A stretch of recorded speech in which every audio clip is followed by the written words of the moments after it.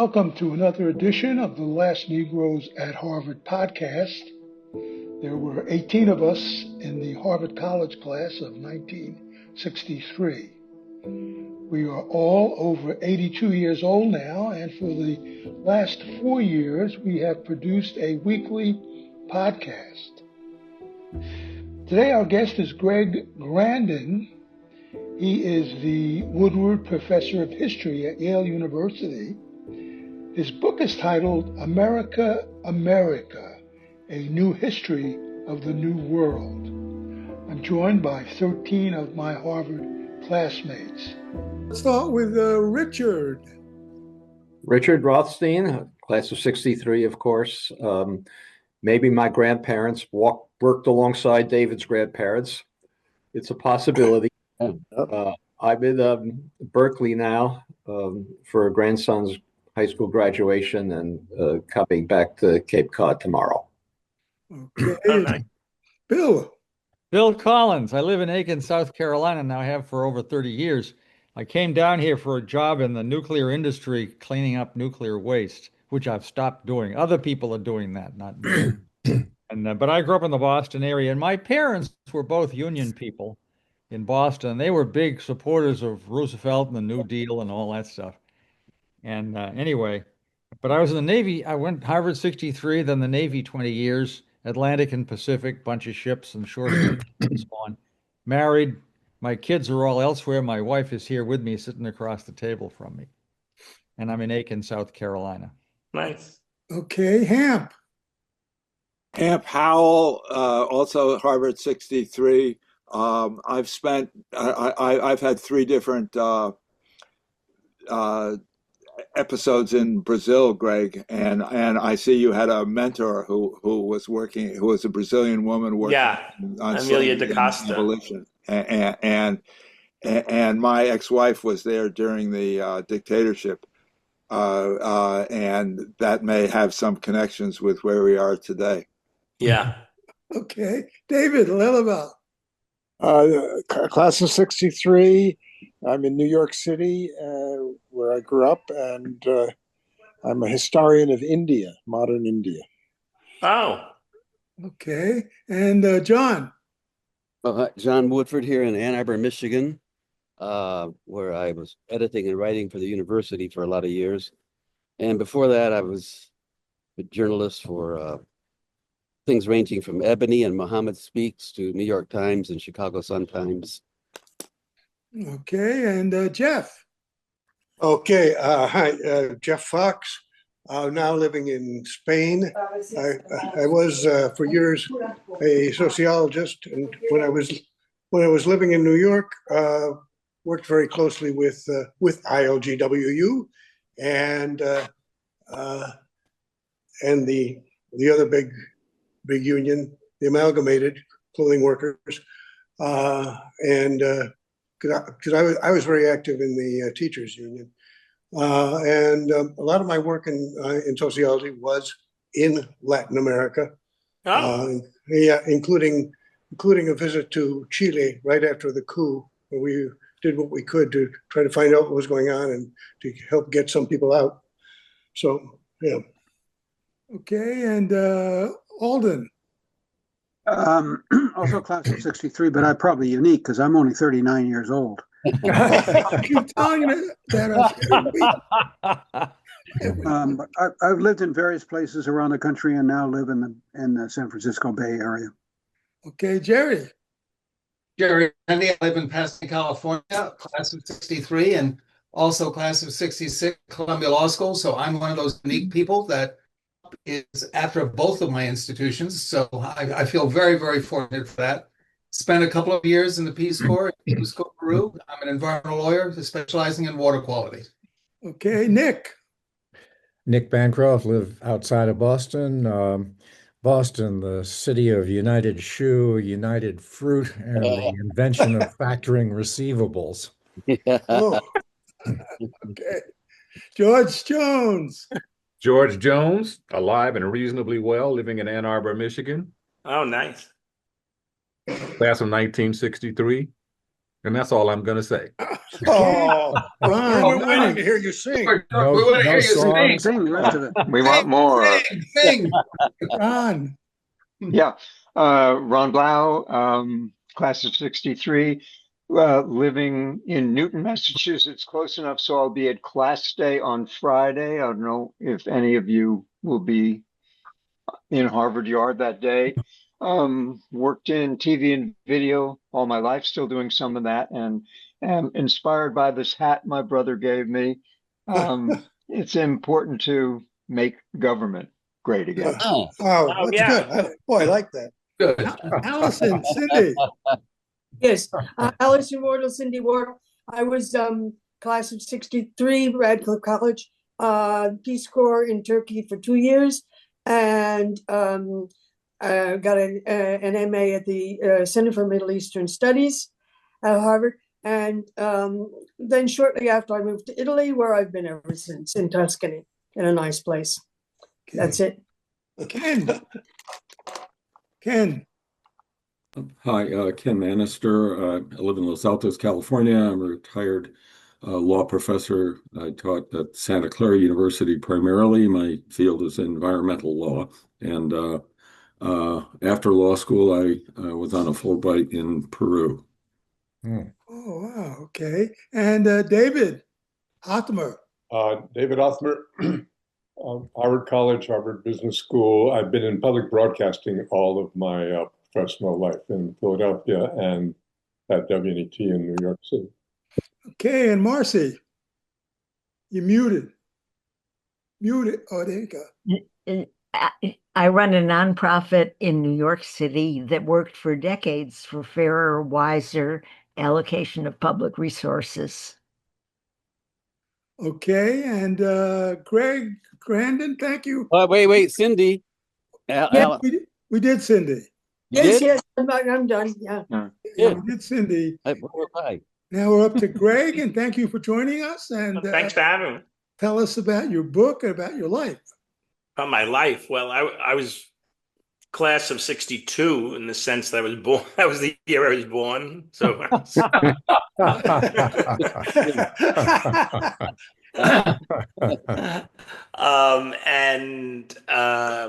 My life, I mostly it's been based to a large degree in New York City and Brooklyn. My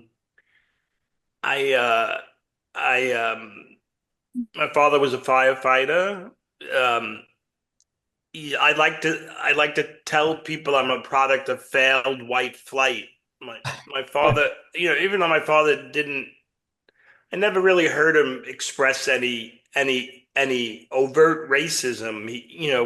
He did feel like we had to leave the city in 1968 and we moved to Florida, or 67 when I was 5, and he lasted 2 years down there before he realized his pension. This was before Lindsay raised the civil servants' pensions, and he realized he was a little too young to survive on the pension that he had, and he somehow managed to get reinstated on the fire department. So he came back to Brooklyn, and so it was a very So I feel I was quite lucky that failed that so he wound up back in Brooklyn, which I was very happy to be. Otherwise, I would have grown up in some community development created by the Mackey brothers in not Daytona, but not Deltona. Which is the famous one? Daytona? Daytona. This was Deltona, which is now famous for the largest sinkhole in the United States. But I didn't really. I took about 8 or 9 years off after high school. My father was not a big promoter of education. This was, I guess, in the 70s, and he would tell me that there's more people on the unemployment line with college degrees than without college degrees. So I was like, okay. That makes sense.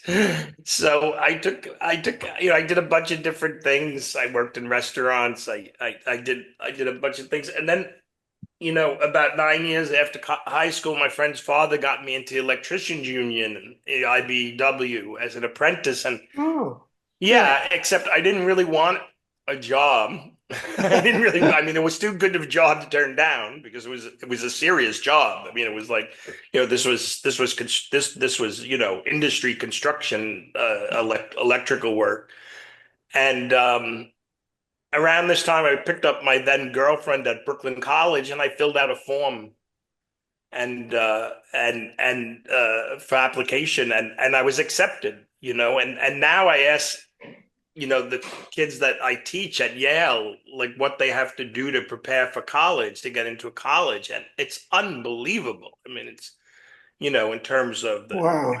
murals and and preparing to get into college. And then I tell them my story is like, well, I wasn't really planning to go to college. I just went to get it. I just I filled out a one-page form and I got into a public university that still had started to feel the effects of austerity, but still had a decent faculty and a decent history faculty and political science faculty, and that's where I got, because I didn't know what else I was doing. I just had to tell my friend's father I had to come up with some excuse why he pulled all of these strings, these connected strings, because it is the IBEW, to get me into the union. And I said I want to be a lawyer.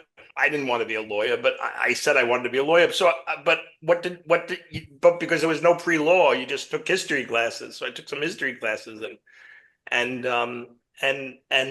did well and had a little bit of an intellectual and political awakening Greg, those years. Excuse me, Greg, but and that's how you wrote the book. Tell us about the book. Oh, I thought you said you wanted to hear about my life. No, it's good. Well, that too. Oh, all right, enough of that. I want to say something about the life, if I may. Were you aware, Greg, of the IBEW's involvement in education? The Empire Labor College, that was a big project of IBEW in New York. I taught there, which is why I had all these apprentice electricians. Oh, interesting. At 6, I think we met at 6 o'clock, and they were just coming off of work, and they were bringing in their pizzas. And they really didn't want to hear a lot of college stuff, but yeah. I did know. And then, of course, they have the apprentice program itself, which was education. Right. But yeah.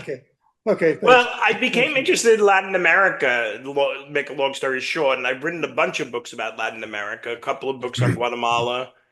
I noticed that there were two people who have some experience with Peru. I think Jerry and who was the other person? Ken. I don't know. Yeah, you heard that the new pope was in Peru in the 80s during some of the some of the worst. It's interesting. It was I thought he was a little confused because he came from Chicago and then he went to Chiclayo. But I know, it's incredible. I know. I was trying to figure out that. Yeah, Bishop of Chiclayo, I think. Chiclayo. I know, and then he was in northern Peru, where there was a lot of Shining Path and land, a lot of Fujimori repression. Yeah, he was in Trujillo. Yeah, for a while, and then he was north for a little while when he had a few different positions in Peru. But I became interested in Latin America largely because of in the 80s, Reagan's Central American policy was something to oppose, and I became involved in solidarity work, and then that kind of wedded with my interest in history. And you want to hear about the new book? Is that what you want to hear? Yeah. Oh, dear. Well, it's called America Medica, so that doubling of the name kind of captures in some ways its argument. It's looking at, it's a 500-year history that one could say goes from the conquest to the present, and everything that's happening in the present as much as possible. I mean, but it's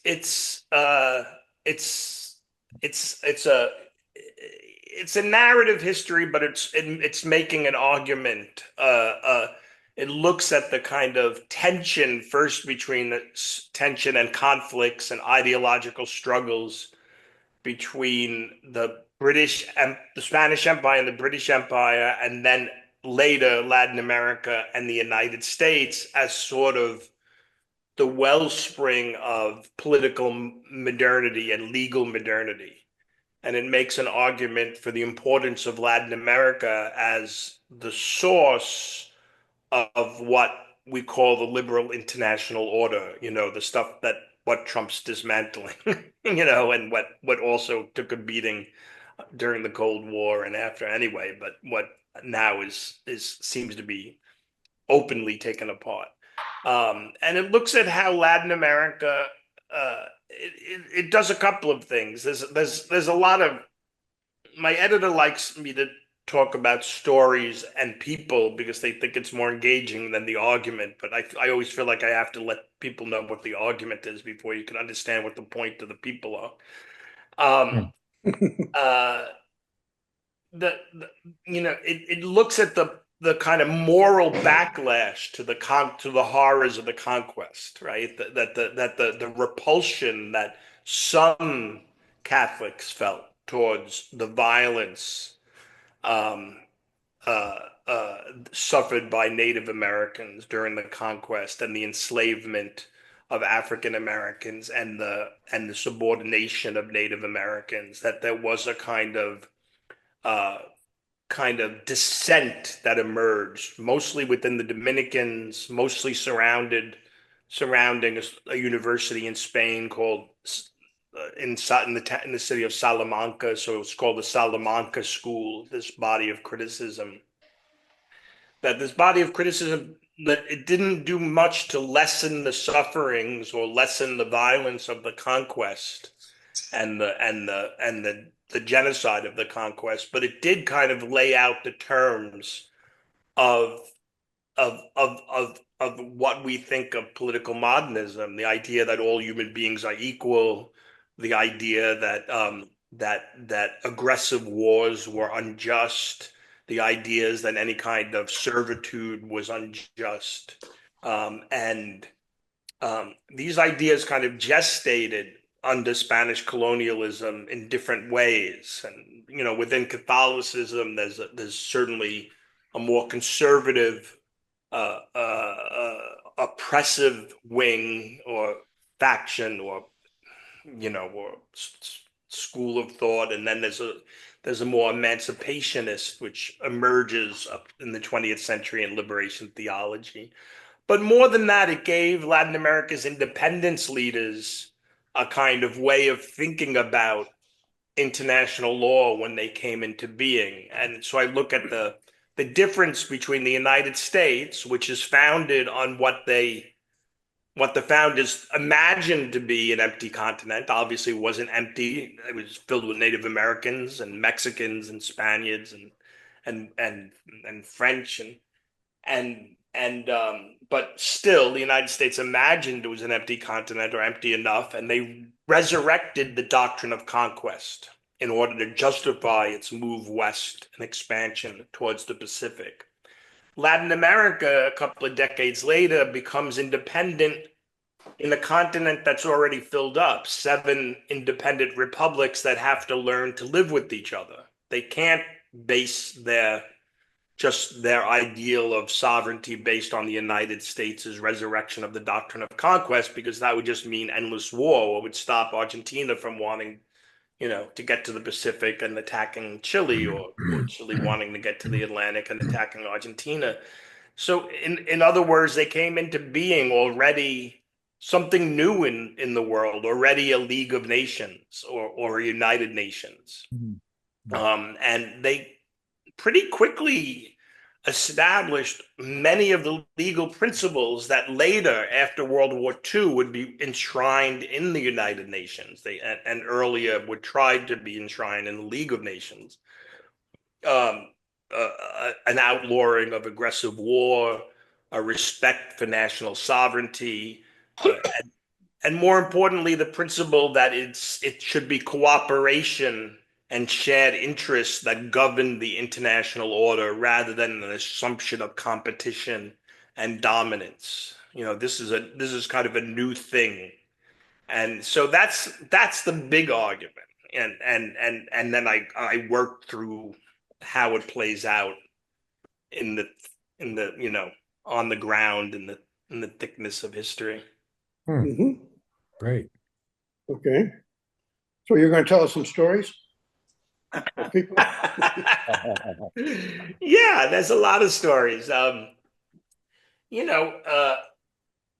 One comparison that I do, Simon Bolivar is often compared to Thomas Jefferson because they're both, founders of the nation, but they were two generations apart. I mean, Jefferson was in the 1770s. He dies in 1825, 26 or 25. 24. 24, sorry. Bolivar is, basically just wins independence in 24. And so one of the things I do is I try to look at Bolivar in comparison with Andrew Jackson. Actually, they were more contemporaries, and look at the wars of liberation in Latin America with the War of 1812 in the United States. And Bolivar was a complicated figure. He was in some ways, a kind of he was I don't know if he would be diagnosed on the spectrum or something, but he was definitely a brooder and a pessimist and an existentialist. He sometimes felt like it was all, he often expressed that everything was pointless, especially when he saw the civility in Latin America and what independence leaders inherited from 3 centuries of Spanish colonialism, right?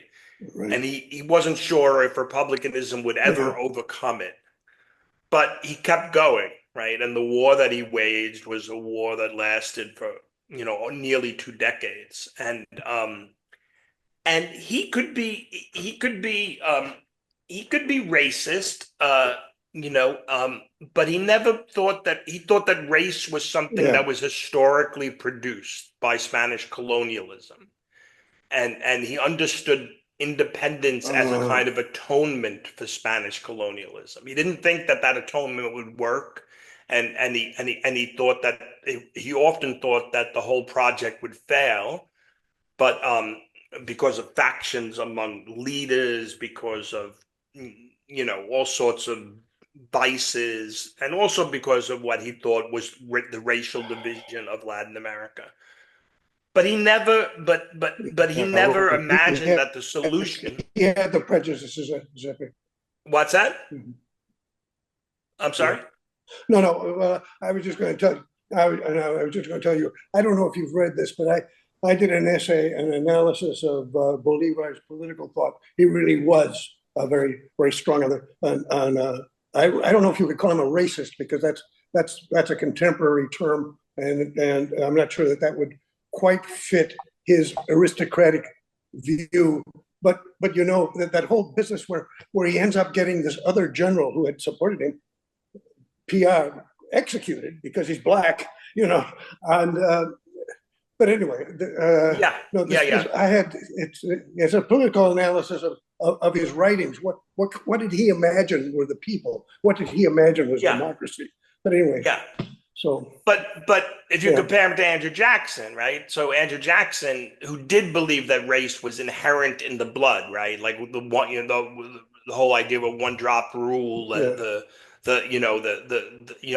so right. Bolivar, after receiving aid from Haiti, made a promise to emancipate slaves, and he did all of these horseback emancipations. Anybody who joined the revolution was emancipated, and this was actually set a precedent for later on for the Union Army, but in the United States. But so and even though he did think there was no overcoming the racial heritage of the Spanish colonialism, he and other independence leaders never imagined that the solution was segregation or and whereas in the United States, right, the solution is either removal of Native Americans or colonization of Liberia, and deepening.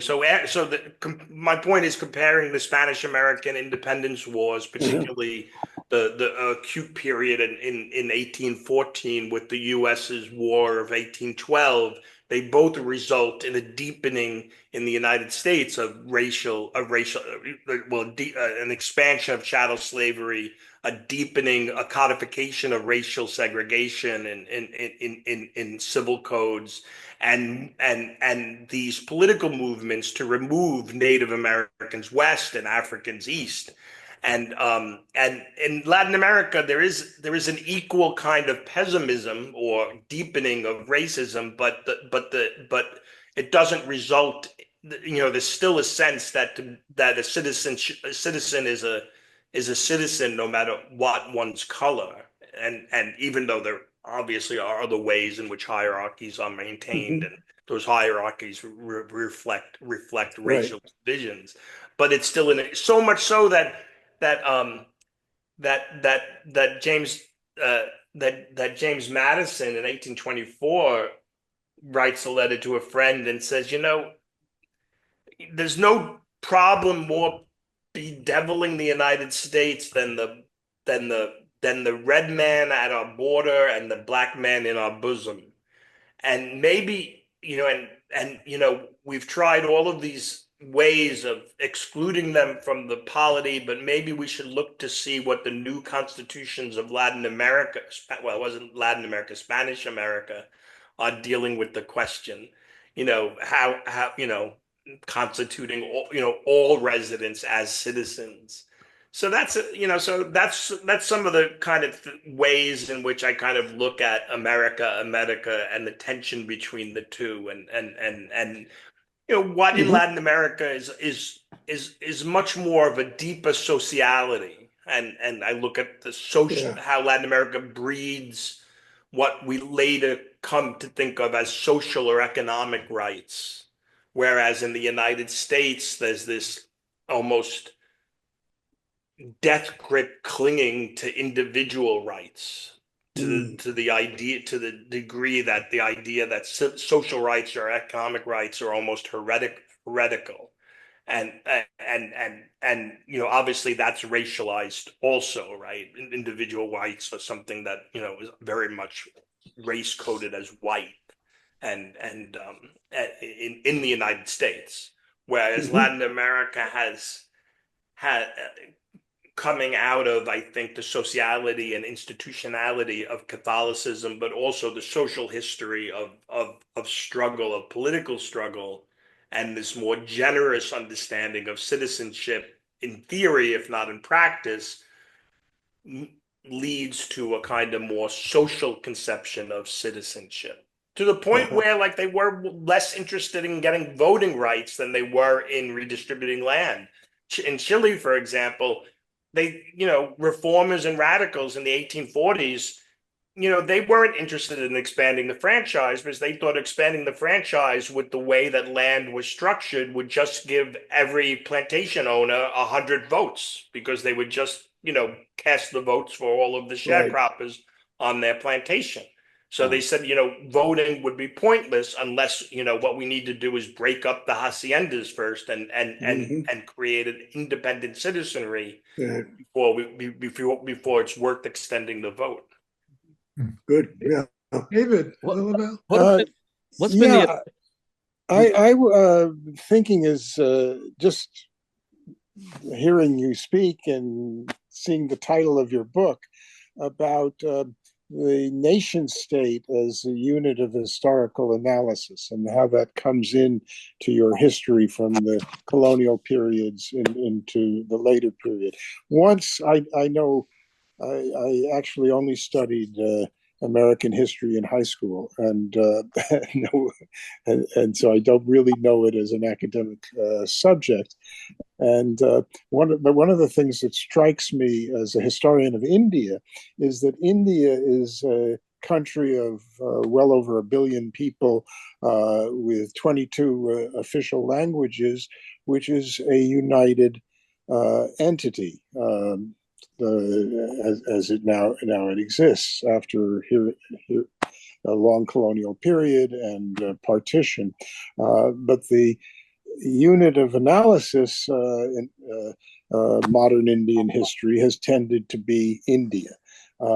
And then you think about Latin America, which is divided up into many, many nation states, all except Brazil speaking the same language. And you know, what is their sense of identity as nation states? And it's an interesting contrast. I also want to say I once, even though I know nothing about American history as an academic subject, I once had to teach it one summer course in the University of Minnesota. And so I got thinking about it, and I thought, well, suppose you taught the history of the United States, that's what it was, from the Southwest moving east rather than from the east moving west. And then you would have to start with California and so on. Could you make a narrative out of that which would be coherent in some way or another? I've never seen anybody do that, but it struck me that your book opens that door to thinking beyond the borders of the nation state and seeing it form as it forms into the power that it is now. Yeah. Well, to answer, to touch on your last part first, I mean, one could certainly do a history of the United States that started with Mexico as the United States' first nation building project after the Civil War, and think about the Southwest economy with Mexico and the United States, which had been part of Mexico up until 1848, as this engine of wealth and extraction, and copper, and and timber, and other mining minerals, and just the wealth that creates from this extractive economy that overlaps the border and creates the wealth for the East. And certainly one could imagine a history of that. And then the Mexican Revolution in 1910 being the first third world revolution against first world capitalism, against its property laws, and against its property relations. Well, don't forget Haiti. What? Don't forget Haiti. No, but industrial capitalism, though. Right. Haiti was pre-industrial capitalism. Haiti was a revolution against, sugar slavery, without doubt. I just meant in terms of, and not against the United States, more against France and Europe. But I'm just talking about, the question about how to rethink the United States from the Southwest out onward. In terms of Latin America and nations, I mean, yes, the book in some ways is trying to move beyond the nation state, but it's also an affirmation. Latin America, when it comes into being, they are the first nation states. I mean, I don't know what the United States is, right? The United States is an informal empire that is like a perpetual motion machine that sees the frontier everywhere it looks, and sees it not as a line to stop, but a line to cross over and keep going. Latin America comes, and certainly Europe isn't nation states, they're empires. Latin America is the first continent of nation states as we know them, that have bounded nations without any presumption of expansion.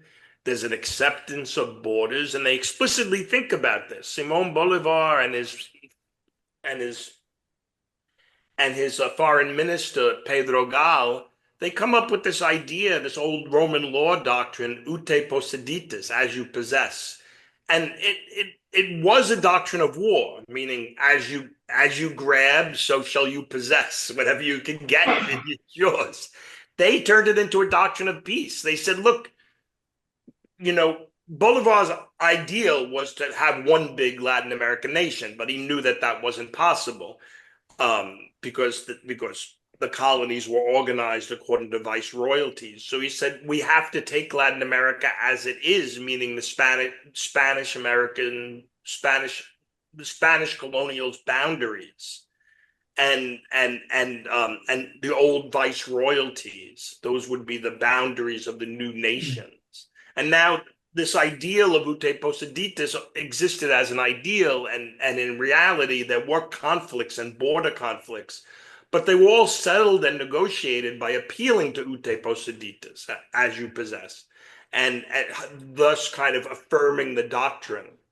And so it becomes a way of kind of respecting the border sovereignty of nations, even on an ideal level, even as there was just open migration across things. But the other thing about Latin American nationalism, though, that is interesting is that there's nested sets of identity. People were invested in their own patria chica, their little country, whatever region they were from. If you were from Mexico City, or if you were from Caracas, that you would identify like that.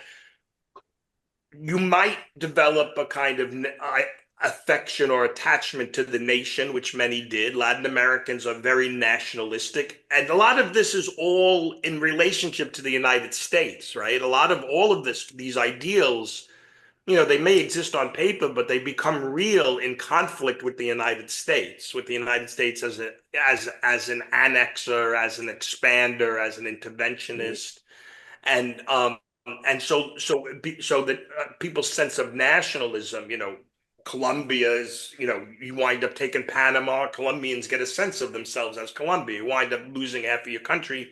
Mexico gets a sense of themselves as Mexicans under the United States. And same thing with Cuba. So that deepening sense of nationalism is real. But at the same time, what's unique about Latin America is that it doesn't turn into a kind of toxic nationalism like Hindu, like it does under Modi and in India, as you were talking about. There is this sense of Latin America that Latin American nationalism is a stepping stone to universalism. And this isn't I'm not romanticizing this. I mean, I am romanticizing it a little bit, but it's true. I mean, just because I'm romanticizing it doesn't mean it's not true. Like this, I mean, Latin Americans have suffered an enormous amount of violence. I mean, and they've lost territory to the United States. In many ways, Latin America had a structural relationship to the United States that Germany had to Great Britain. And they have the same kind of romantic response. We're more spiritual, we're more earthy, we have a more kind of humanist soul, where Anglo-capitalism is mercantile and utilitarian and instrumental. And and we know where that went in Germany. That went straight to fascism. In Latin America, it never went to fascism, right? It remains a kind of sense that nationalism is a stepping stone to a more humanist universalism. I mean, Latin America, there's no wars between countries. There's no, I mean, think Trump is, things aren't perfect. I mean, there's tensions between different countries over different things, but there's in general, there's no more peaceful continent. And in the 20th century, all the violence was inner directed, as a result of the Cold War to a large degree. Well, there was one. There were wars in Central America. Yeah, there was a war between Chile and Peru in the 1880s. Yes, right. Yes, and that was in the 19th century, and all of those wars were solved by appealing to Deposeditas, and there were three devastating wars in the 19th century, two devastating wars in the 19th century, and one in the early 20th century between Paraguay and Bolivia, but all of those wars only reconfirmed a sense, Carlos Calvo said that that war should be outlawed, that war should be illegal, that there should be no war. I mean, it makes that war is insanity. There is a it has the most successful nuclear weapon prohibition treaty in the world. No nation is trying to get nukes, and there's no existential conflict between any nation. And there's still a kind of sense that I'd like to teach the motorcycle diaries. Che, when Che as a young medical student. His mother was an anti-fascist during World War II who worked against the Nazis, because the Nazis had a big presence in Argentina, and she was an anti-fascist in the anti-fascist underground that worked to undermine them. And when Che, after he graduated from medical school, he got on his motorcycle and he did that road trip down south through Chile and up through the Andes, and he said, you know, he both sees like individual nations. He sees the copper miners in Chile, the strikers. He sees the Native American, the Quechua and the Amara in the Andes, and he comes to a kind of Pan-American ideal that we are all one America. He comes back to Bolivar in some ways, and that is not an un you know that is a quite familiar sentiment in Latin America among among politicians and intellectuals. You don't find Latin America turning towards a kind of toxic nationalism you know and even when Native Americans enter the political realm, like in Bolivia, Amara people and the Quechua people form a political party and take political power. They become the best bearers of their country's social democratic tradition. They don't become ethno nationalists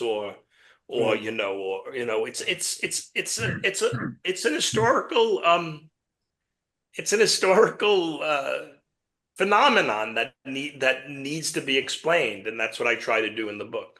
How about class structure, though, and the military dictatorships?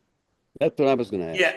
Yeah. Well, the class structure is the class structure. I mean, this is all, it's deep, and you saw a democratization during the 30s and 40s as something like a continental New Deal spread, when the United States more or less could be counted on supporting the left or the center left against the right.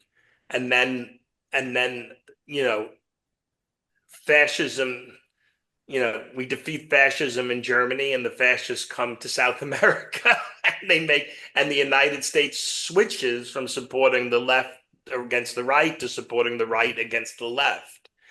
And the kind of dictatorships that you see during the Cold War are of a different order that you saw prior to the Cold War.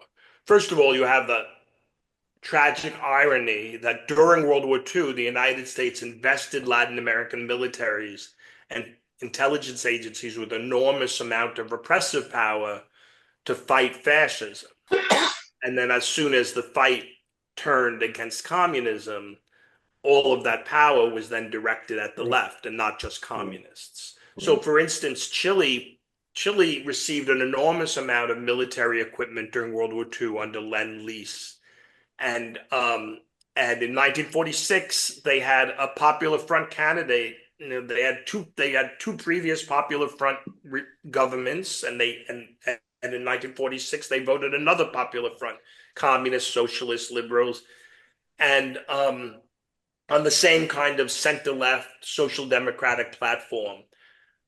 Then the copper miners went on strike in 1948, and the winds of geopolitics had changed, and it was clear that Truman was not FDR, and it was clear that there was no Henry Wallace to support the left, and it was clear, as they were told by George Marshall, that Latin America is not getting a Marshall Plan. They have to attract private capital, and the last thing that elites, industrialists and capitalists who want to attract private capital want are militant strikers demanding higher wages.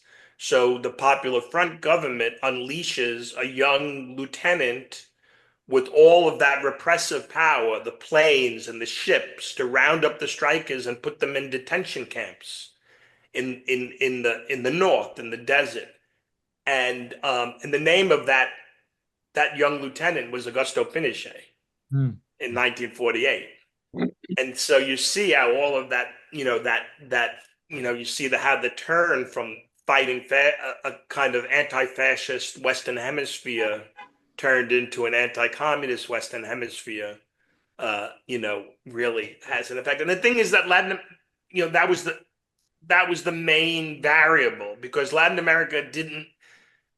Europe had a Marshall Plan, so Europe didn't have to suppress its anti-communist left to count on money to industrialize. Latin America had no, was explicitly told that your role is to supply Europe with primary resources, just as it was during the war. It's not to invest in value-added industry. And yet a whole generation had come into the public sphere during World War II, thinking that they were not just fighting against fascism, but they were fighting for social democracy. And they expected that would be the post-war settlement, a robust welfare state with the strong union movements, and we can just say that's not what the United States supported, to say the least. And so you saw an alliance between Latin American capitalists who wanted investment and U.S. anti-communists that wanted stability, and so they went. So they didn't just isolate the communists like they did in Europe. They isolated anybody to the left of, I don't know, to the left of Pinochet, Christian Democrats, Social Democrats, economic nationalists. It created that dynamic of cycles of ever greater polarization, leading to the 1970s and 80s, the death squads and the disappearances of the 70s and 80s. Oh, yeah. The Catholic Church has been influential in that area for 500 years, for good and ill, and a whole variety of influences. But to what extent do you think, you said that the nation states treat each other more or less with respect, not trying to attack each other and conquer each other? Do you think that the thinking of the Catholic theology and Catholic teaching and so on influences that? I mean, it's the idea that we're all children of God and we ought to treat each other that way. Well, there's a couple of things. I think the answer is yes, obviously, to some degree. When just like in Europe and elsewhere, when socialists started entering the public arena, there was a strong rightward lurch of the Catholic Church. They were the public intellectuals, and they made their peace with private property, and they basically saw it as a war to death with the socialists. But that other strand within Catholicism, that emancipationist strand, was also there. The people who were on the ground working with people who were poor and trying to figure out solutions, and that led to the emergence of liberation theology, and it comes out, it was very much tied to economic critiques of poverty, dependency theory, so on that level, absolutely. On creating just, I think there is more of a sense of sociality within Catholicism. There's more of a sense of institutionality within Catholicism. There's more of a sense that the individual doesn't exist outside of society, so much as the fetish in the United States of the individual Bartolome de las Casas, one of the Dominicans who, going back to the beginning of what we were talking about, that critique of Spanish conquest, these people made their arguments for that Native Americans had rights and that they were equal to Europeans based on the fact that they were live on the block of the fire. What's going on? Based on the idea that they were gente, they were people, meaning they lived in society. right? Their individuality was based on their idea that there's society, that those two things don't exist. And Latin America's independence constitutions, all of them emphasized individual rights, all of the things that we're used to seeing in the US Constitution, private property, freedom of speech, and all of that stuff. But they also all explicitly said that individual rights are conditioned by the good of society, by social necessity. Venezuela's first constitution, the first constitution in Latin America, uses the word social 9 times and society 11 times. The US Constitution doesn't use either one of those words once. And a lot of this goes back earlier to the dissent within Catholicism by people like De las Casas. For De las Casas, his critique of the conquistadors and the violence that they inflicted on Native Americans, for him that was a process of dehumanization. It wasn't the Native Americans who weren't human. It was the conquistadors, the Spanish conquistadors, who dehumanized themselves by breaking free of all moral restraint. Mm-hmm. Of all social restraint. Right. And that was the reason why, and he talked about they set on the Native Americans as if they were wolves, as if they were tigers. And a lot of that imagery makes it into declarations of independence for Spanish America in the 1820s. The same thing, like that independence is an atonement for the conquest, and mm-hmm. and that yes, we want to protect individual rights, but you can't there's no such thing as an individual without society, without right. community. So I think that whether that idea is expressed in secular terms or whether it's expressed explicitly in religious terms like liberation theology, I think obviously it has a relationship to the Catholic Church and Catholicism. But like all histories of ideas, it only matters as if you look at it within social relations and political power. Mm-hmm. What Salvador Allende, for example, and and Pope Francis from Argentina, and now Pope Leo. I know, and their thinking, their thinking is explicitly towards help the poor. We're all children of God. We're all citizens of this world, and we have to act. Well, here's the circularity with France. So Leo the 13th in 1891 issues Rerum Novarum, which is the Leo the 13th is considered the worker pope, the slave pope, because he actually condemned Brazilian slavery. Brazil didn't outlaw slavery until 1888. Excuse me. And he issues an encyclical in 1891 called "Of New Things." That is on one level it's anti-socialist. It's meant to hold back the socialist wave, but it does so by demanding that capitalism socialize itself and recognize the dignity of the worker, pay a just wage. Workers have a right to form unions and all of that stuff. That's enormously influential in Latin America, including on Juan Perón in Argentina.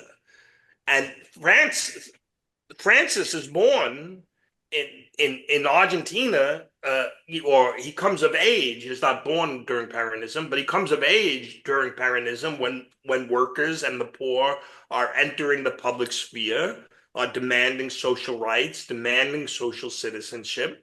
He lives through Peronism. He lives through the dictatorship, and then he becomes Pope, and he becomes part of this whole schism within the Catholic Church between the hard right, traditionalists and the humanists, and one of the things he does,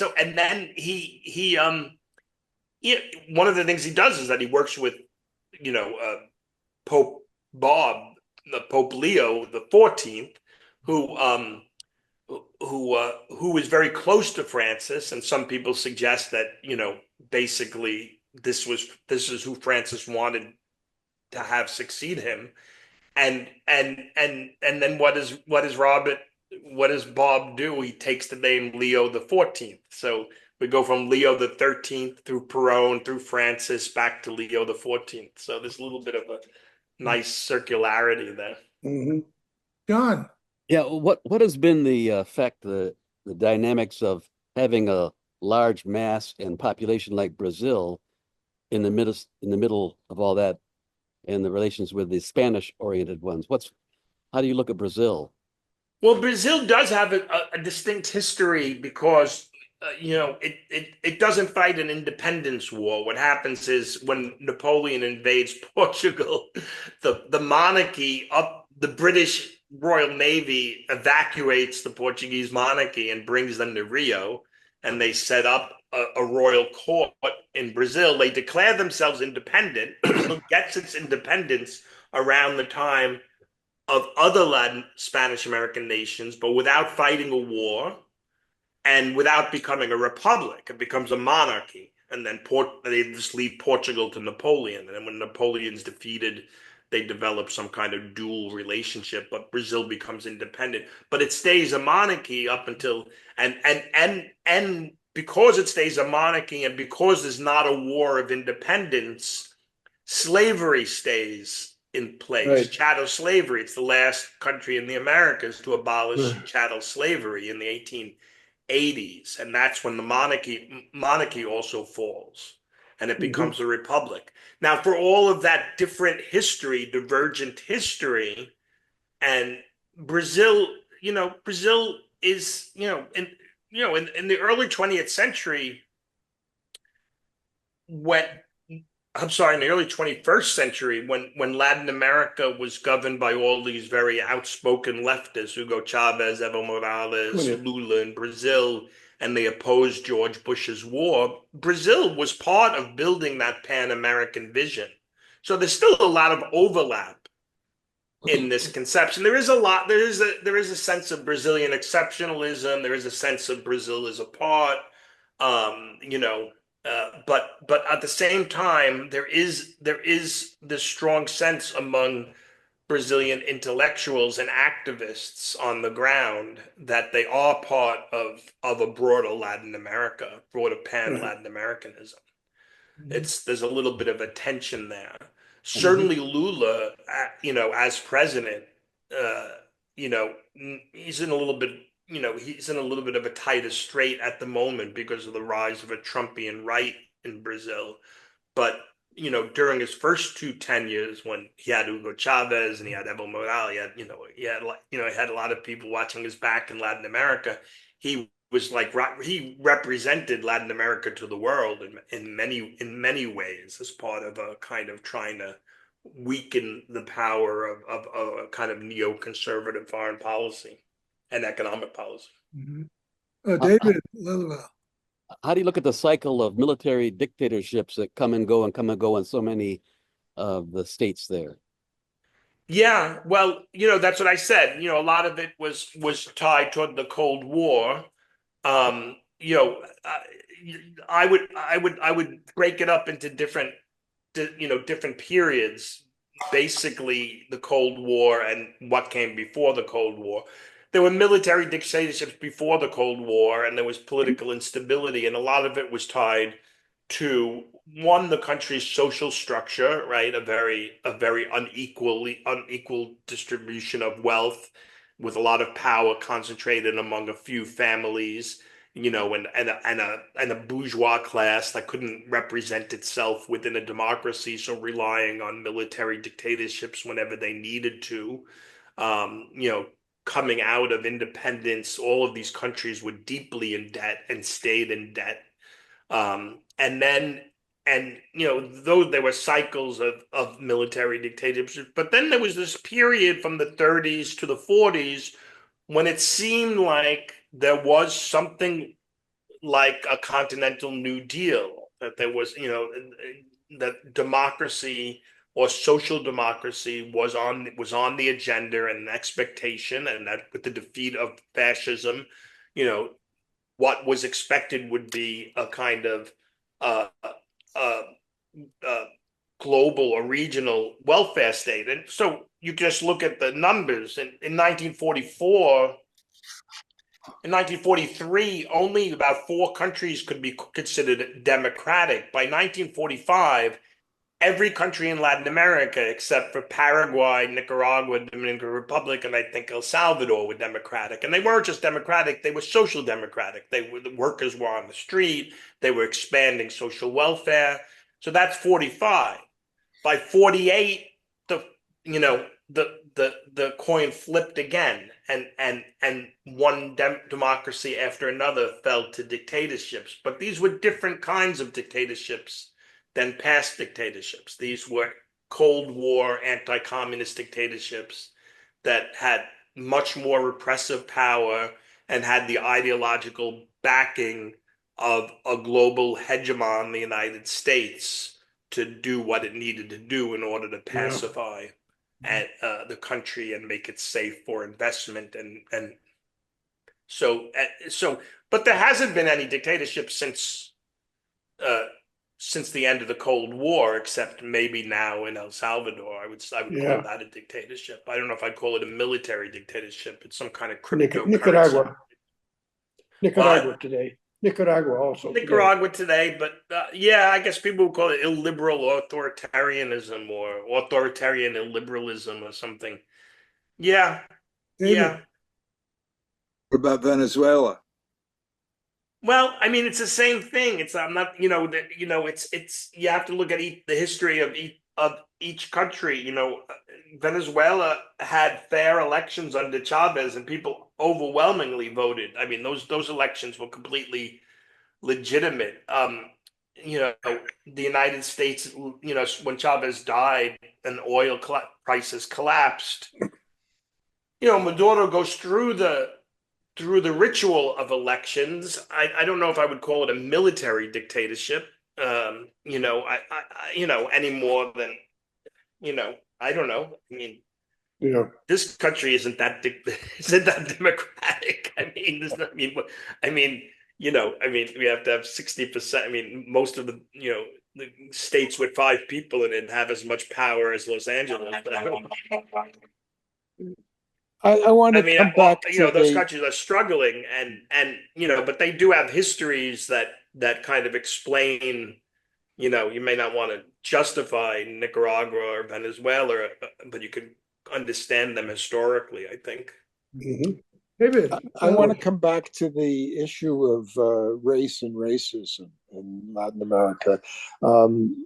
There was myths in Brazil that they had different concepts of dividing lines and so on. But my question is, why is it that white European descended people seem to be dominant in most of the Latin American countries? And they're a small minority. And also Chile, Argentina, and Uruguay. What's that? Almost. Why is there the continuation of white domination?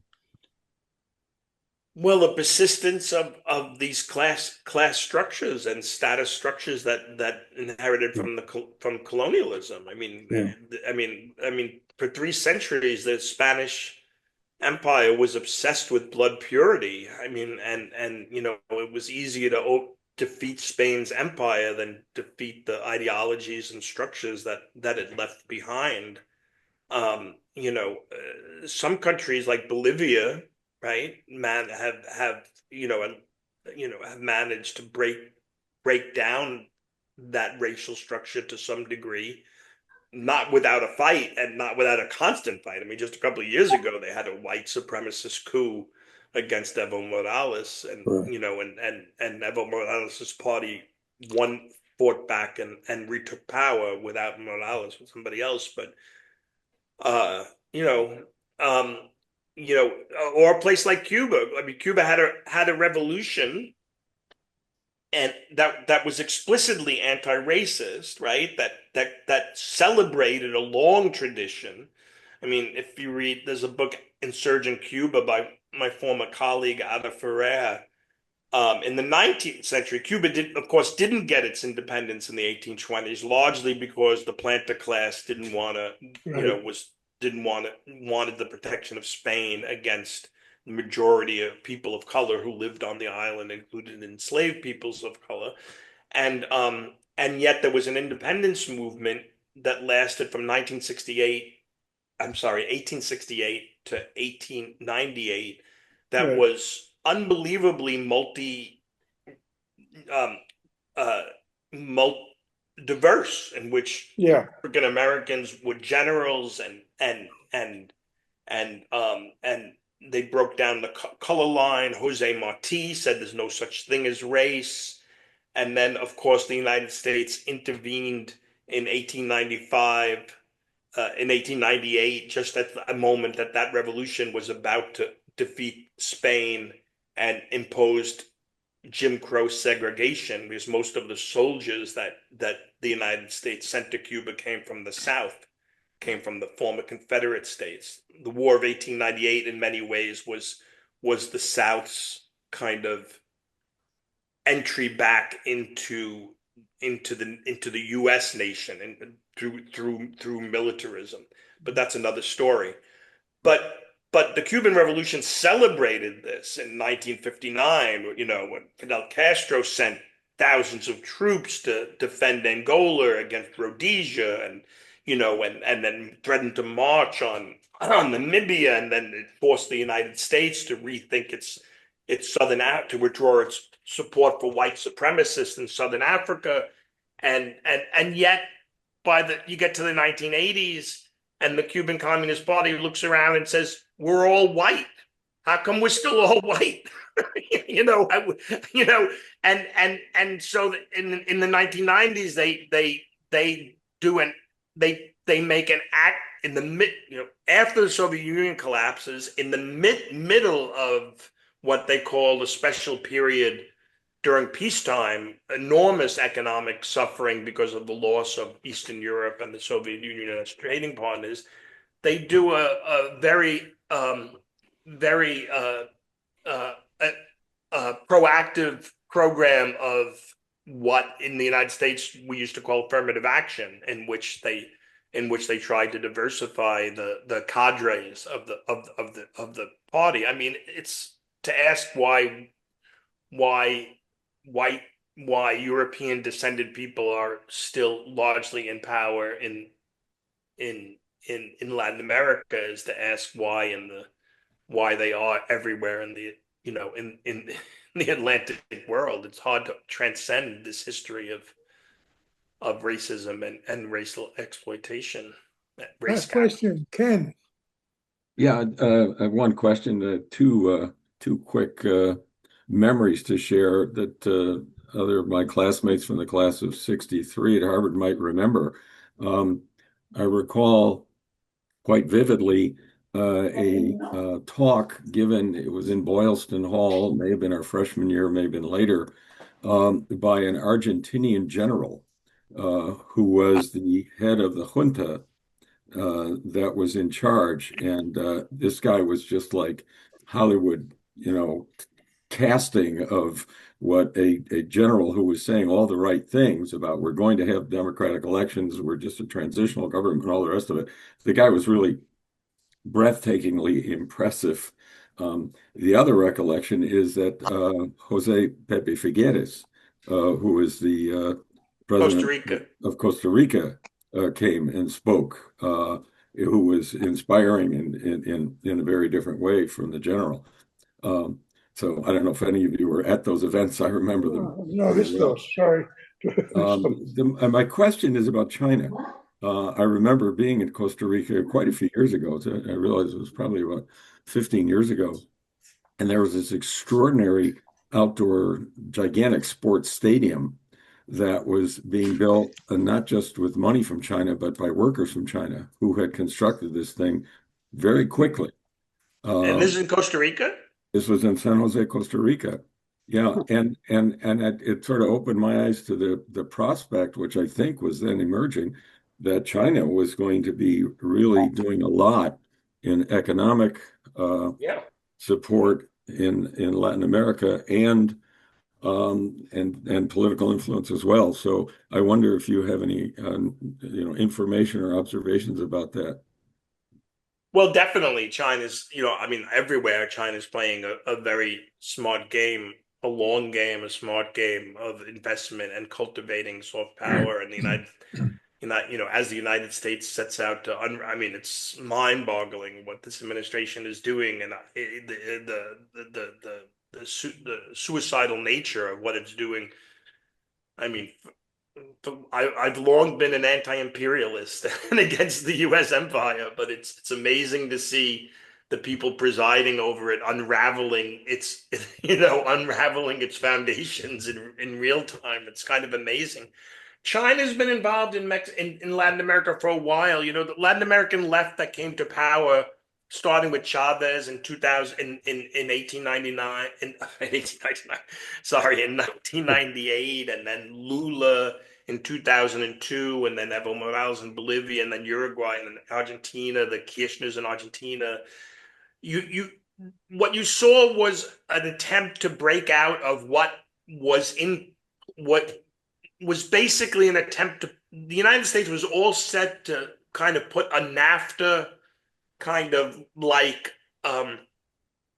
trade treaty writ large over the hemisphere, and the point of that was not to increase trade amongst Latin American nations, but to make each nation it was kind of like, a kind of economic polygamy where the United States could have multiple partners, but any one partner can only be married to the United States, right? Yeah. And the left that came to power at the beginning of this century they weren't necessarily anti-capitalist, despite all of the rhetoric of Chavez, but they wanted to integrate amongst Latin America and build ties outward to other places. And this is key for Lula's involvement in the BRICS, Brazil, Russia, India, China, and South Africa, but also an attempt to kind of diversify trade and not get locked into a monopolistic relationship with the United States. And they were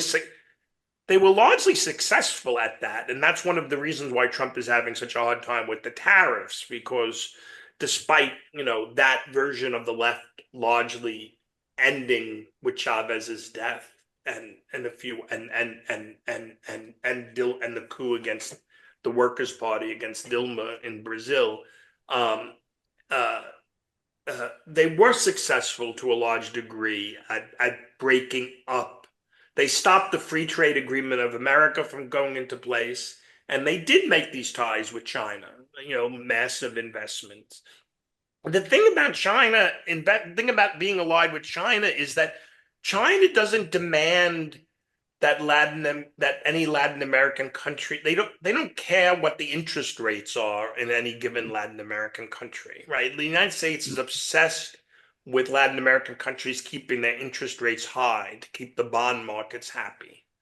And of course local industrialists don't like that because they don't have access to cash to invest. And the thing, why they find China an attractive partner is that China might come with all sorts of strings that I don't know about. I'm sure they're not. Sure they got a lot. I'm sure they're not.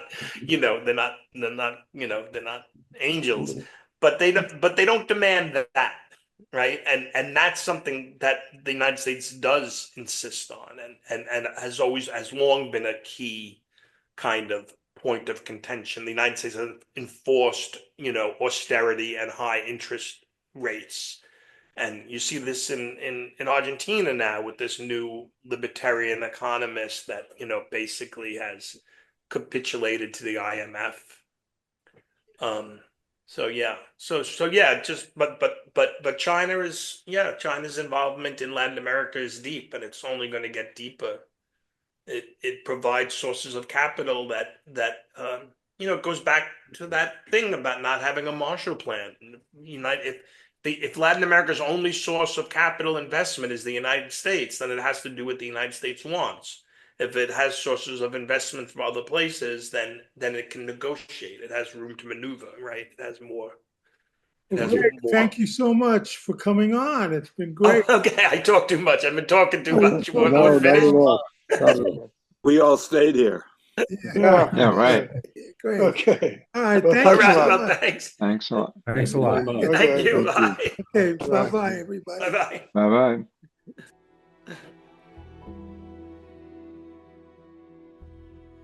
That was Professor Greg Grandin from Yale University. His new book is titled America, America, A New History of the New World. And that is it for this edition of the Last Negroes at Harvard podcast. Talk to you again next week. I'm Kent Garrett.